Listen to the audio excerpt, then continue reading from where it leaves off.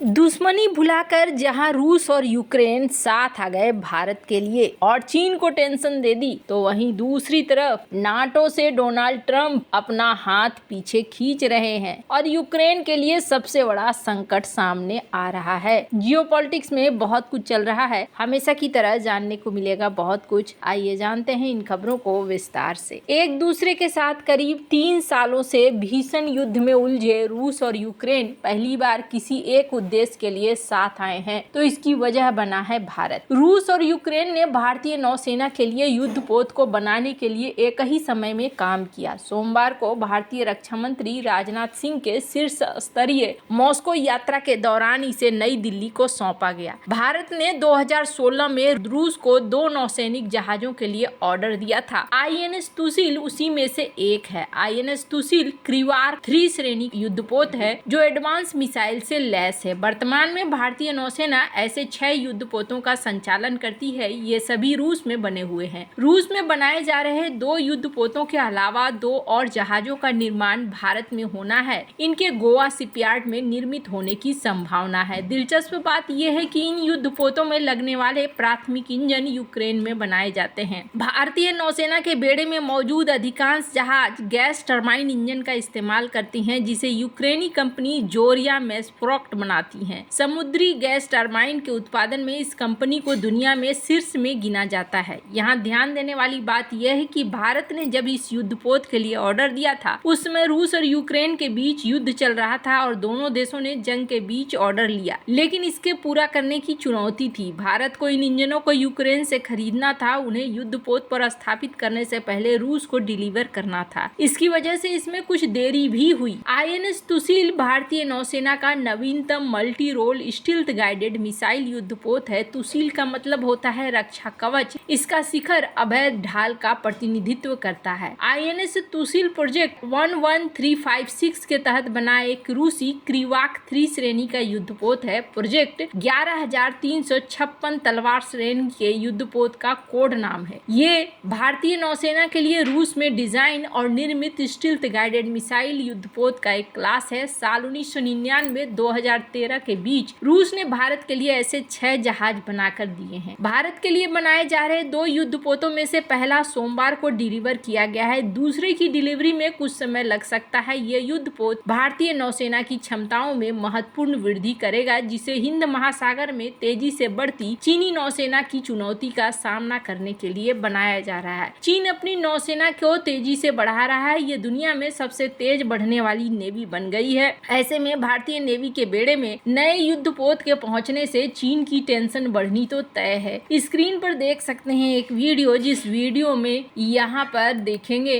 कि कैसे यहाँ तुसिल को शामिल किया गया। हालांकि भारत के विदेश मंत्री का रूस जाना सिर्फ एक बात नहीं है कि तुसिल के लिए ही गए हों। यहाँ बहुत सारी चीजें हैं। यहाँ भारत और रूस के बीच में साइन होता हुआ दिख रहा है।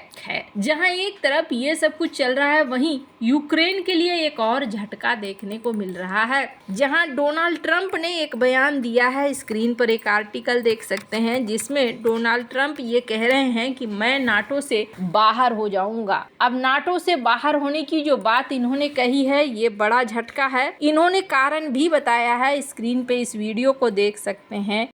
If they're paying their bills and if I think they're treating us fairly, the answer is absolutely, I'd stay with NATO. But if not, you would consider the possibility of Absolutely, yeah, absolutely. इस video में इन्होंने कहा है कि हमें आखिरकार Trump को वैसे भी नाटो से कभी लगाव नहीं रहा है। उन्होंने लगातार US को इसके दायरे से बाहर निकालने की धमकी दी है। अब जब वो कार्यालय में वापस आ रहे हैं तो धमकियां फिर से शुरू हो गई है। उनके साथ और अधिक रिपब्लिकन वफादारों के होने से ये वास्तविकता बन सकता है। लेकिन इसका क्या मतलब है? 2024 के राष्ट्रपति चुनाव के बाद अपने पहले आधिकारिक इंटरव्यू में ट्रंप ने अपने कई अभियान बिंदुओं पर जोर दिया। इन्होंने व्यापार शुल्क लगाने और लोगों को निकालने, अवैध घुसपैठियों को निकालने के चर्चा के साथ साथ ट्रंप ने नाटो से दूर जाने की भी बात करी। नाटो यूरोप और उत्तरी अमेरिका के देशों का एक गठबंधन है जिसे अपने सदस्यों की सुरक्षा और रक्षा को बढ़ावा देने के लिए डिजाइन किया गया था। संयुक्त राज्य अमेरिका ऐसा ही एक सदस्य है और ग्रह पर सबसे बड़ी सैन्य शक्ति के रूप में नाटो का सबसे मजबूत स्तंभ भी है। यदि ट्रंप अब यूएस को शामिल रखने के महत्व को नहीं समझते हैं तो यह स्तंभ ढह सकता है। जल्द ही राष्ट्रपति बनने वाले ट्रंप ने चुनाव के बाद अपने इंटरव्यू में एनबीसी न्यूज के क्रिस्टन वेलकर के साथ बैठकर कहा कि यदि वे अपने बिलों का भुगतान करते हैं और यदि मुझे लगता है कि हमारे साथ उचित व्यवहार करते हैं तो उत्तर निश्चित है कि मैं नाटो में बना रहूंगा। उन्होंने कहा कि उनके पास अमेरिका को गठबंधन से बाहर निकालने का बिल्कुल मौका है। अमेरिका के बिना नाटो कैसा दिखेगा? सैद्धांतिक रूप से नाटो अमेरिका के बिना जीवित रह सकता है, लेकिन ये एक बड़ा नुकसान होगा। दुनिया की सबसे शक्तिशाली सेना के रूप में नाटो में अमेरिका की उपस्थिति उन लोगों के लिए सबसे बड़ी बाधा है जो इसे धमकी देंगे। अमेरिका को खोने के परिणाम बहुत बड़े हो सकते हैं, खासकर रूस द्वारा यूक्रेन में पहले से ही उठाए जा रहे कदमों के साथ। फाइनेंशियल टाइम्स में लिखे गए एक लेख में अमेरिका के बिना नाटो के भविष्य की एक बहुत ही भयावह कल्पना की गई है। इस भविष्य में रूस और चीन ने एक ऐतिहासिक साझेदारी बनाने के लिए एक साथ मिलकर काम किया है, जिसमें वे दक्षिण चीन सागर और आर्कटिक जैसे क्षेत्रों पर एक दूसरे के दावों को मजबूत करते हैं जिन पर उनकी वर्तमान में नजर है। फिर रूस नॉर्डिक क्षेत्र में आगे बढ़ता है जिससे नाटो को अपनी सेनाएं जुटाने के लिए मजबूर होना पड़ता है, लेकिन वो पर्याप्त नहीं है। यूरोप में महाद्वीप के परमाणु हथियारों को नियंत्रित करने वाली शक्तियों को एक भयानक निर्णय लेना है। बेशक ये काल्पनिक है लेकिन असंभव नहीं है। यूएस और रूस के बीच ठंडे संबंधों के बावजूद जो शीत युद्ध के बाद कभी भी पूरी तरीके से ठीक नहीं हुए, ट्रंप के व्लादिमीर पुतिन के साथ कुछ हद तक मैत्रीपूर्ण संबंध रहे हैं। उन्होंने नेता और सत्ता पर उनकी पकड़ के लिए प्रशंसा दिखाई है, कुछ ऐसा जो ट्रंप ने खुद के लिए भी करने का संकेत दिया है। पहले ही ट्रंप ने यूक्रेन को सहायता वापस लेने की चर्चा की है जो 2022 में रूसी सेना पर आक्रमण करने से रोक रहा है। एक इंटरव्यू में उन्होंने बताया कि यूरोप यूक्रेन को यूएस की तुलना में कम भुगतान कर रहा है। उन्होंने कहा कि हम $350 बिलियन के लिए तैयार हैं और यूरोप $100 बिलियन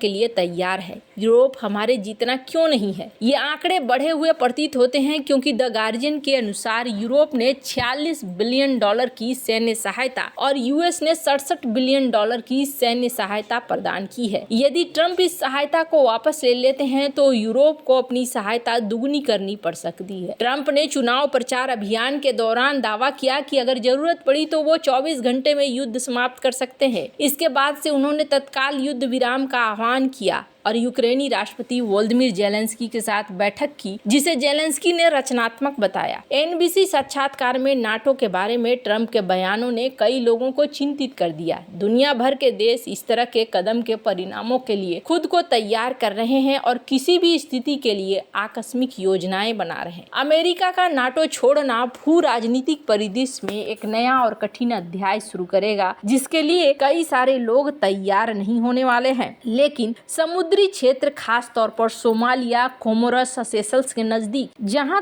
एक तरफ ये पूरा सीन बन रहा है, वहीं जेलेंस्की को ये देखा जा रहा है कि जेलेंस्की ये कह रहे हैं कि नाटो में शामिल होने के लिए तो हमें बात करना होगा बाइडेन से, क्योंकि अभी ट्रंप नहीं आए हैं, इसलिए मैं ट्रंप से नहीं बात कर रहा हूं बल्कि बाइडेन से बात कर रहा हूं। पूरा दृश्य ही बदलता हुआ नजर आएगा। वैसे आपको क्या लगता है? इन सब मामले में आपकी क्या राय है? कमेंट कर जरूर बताएं। जल्द मिलते हैं अगली वीडियो में नई खबर के साथ।